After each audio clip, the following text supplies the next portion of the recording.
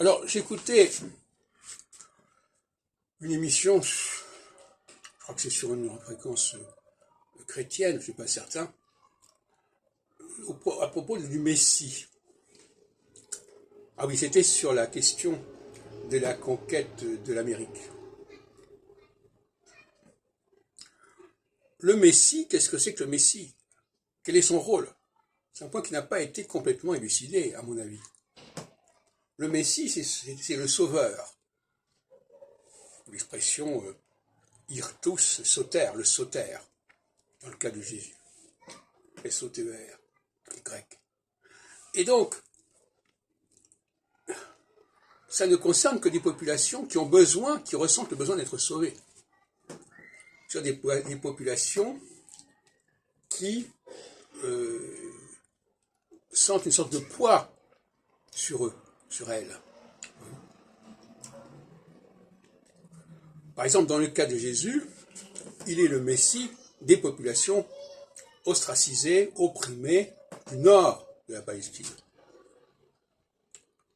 qui sont à la marge, mais qui sont quand même vassalisées par le sud, qui sont dans un rapport mimétique avec le sud, le sud étant Jérusalem, étant la Judée.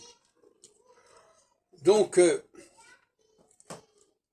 le Messie, c'est celui qui va rétablir l'égalité. Et cette notion d'égalité, elle ne fait sens que pour ceux qui souffrent de l'inégalité. Elle ne fait pas sens pour ceux qui profitent de leur statut. Et ce sont des critères que je propose pour qu'on ne dise pas n'importe quoi. Ce ne sont pas les Juifs qui attendaient le Messie. C'était les descendants des Israélites, les descendants du royaume d'Israël, du royaume de Samarie, du royaume d'Éphraïm. Il y avait toutes sortes de noms qu'il y avait, et ils sont d'ailleurs interpellés par certains prophètes qui disent « Écoute Israël ». Et on sait que ce terme-là a été récupéré de manière absolument aberrante par les Judéens, encore aujourd'hui. Puisque Shema Israël, c'est une expression qui est considérée comme typiquement juive, alors qu'elle n'est pas du tout juive. Elle est anti-juive, ou plus exactement, ce sont les juifs qui interpellent les autres.